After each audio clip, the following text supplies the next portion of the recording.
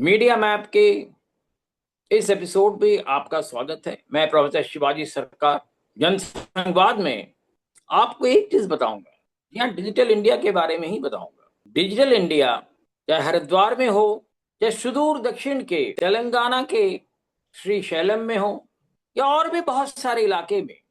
हम हरिद्वार से श्रीशैलम तक की बात इसलिए कर रहे हैं कि लगभग भारत का जो सारे प्रमुख हिस्से हैं, और कहने के तो हम उड़ीसा से गुजरात का भी कह सकते हैं, कि डिजिटल इंडिया हर तरह से सफल नहीं हो पा रही। कारण कारण यह है कि इंटरनेट का जो नेटवर्क है वह हर जगह उपलब्ध नहीं है। जी हाँ, हरिद्वार में भी ये उपलब्ध नहीं है हर जगह। हरिद्वार में बार बार नेट कटता रहता है, और अगर आप बात कर रहे हैं तो बातें कटती रहती हैं।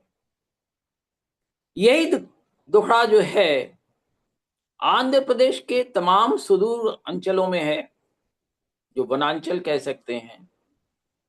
हैदराबाद शहर से जैसे आप निकल के जाते हैं, इंटरनेट की व्यवस्था जो है वो धीरे धीरे कमजोर पड़ती चली जाती है, और यहां तक कमजोर पड़ जाती है, जैसा मैंने कहा है हरिद्वार में भी होता है, उत्तराखंड के तमाम जगहों पे ऐसा हो रहा है। और हरिद्वार यानी उत्तराखंड और तेलंगाना, जिनके बीच में लगभग 1700-1800 किलोमीटर की दूरी है, दोनों जगह एक सामने है।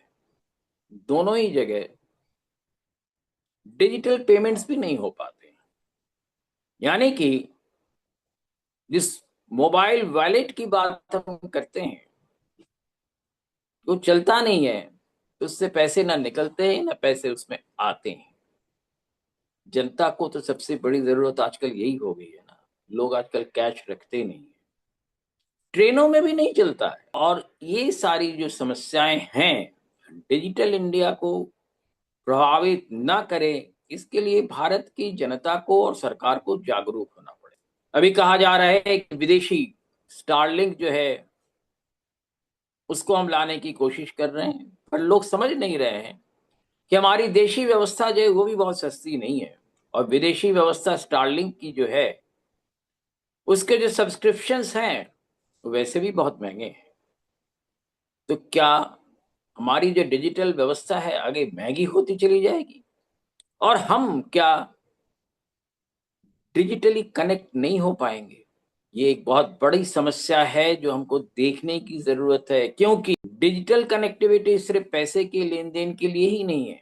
आजकल मीटिंग्स करने के लिए, स्कूलों की क्लास करने के लिए, और अभी हाल में जामिया ने यही व्यवस्था की है कि जो डिजिटल क्लासेस नहीं करेगा उसके क्रेडिट्स कम हो जाएंगे, यानी कि उसके मार्क्स कम हो जाएंगे, जामिया मिलिया यूनिवर्सिटी। तो इस तरह की जो समस्याएं हैं हमें सोच समझ के करना चाहिए। ऐसी व्यवस्थाएं विद्यार्थियों के लिए जो हम पेनल्टी की व्यवस्था कर रहे हैं, पहले हमें सोचना चाहिए क्या हमारी व्यवस्था दुरुस्त है, क्यों नहीं हो रही है।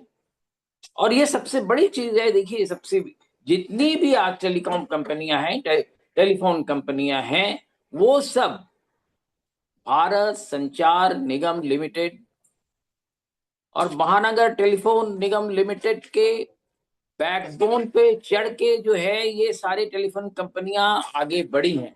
और आज उनके साथ क्या समस्या हो रही है कि देश की जनता का सबसे बड़ी कंपनी जो है उस पर कब्जा कर किए हुए हैं, और देश की जनता को सामान्य सुविधा नहीं मिली। एक बहुत बड़ा चिंतनीय विषय है। हम इस प्रश्न को चाहेंगे टेलीकम्युनिकेशन मंत्री जो हैं वो इस पर विचार करें, इस पर सोचें, इसको देखें। और सिर्फ ये कहने से ही नहीं होगा डिजिटल इंडिया हमने कर दिया है, डिजिटल इंडिया सार्थक है या नहीं है ये भी देखना हमारी जिम्मेदारी है। आपको डिजिटल इंडिया के बारे में अगर कहीं कोई भी परेशानी हो रही है, कोई भी प्रश्न है, आप हमें कर सकते हैं। हम आपसे जुड़ के बताएंगे और भी बातें। आज यहीं तक जनसंवाद में। आपको बहुत धन्यवाद। आप जनसंवाद के इंटरनेट के इस कार्यक्रम को सब्सक्राइब करें, शेयर करें और लाइक करें। बहुत धन्यवाद।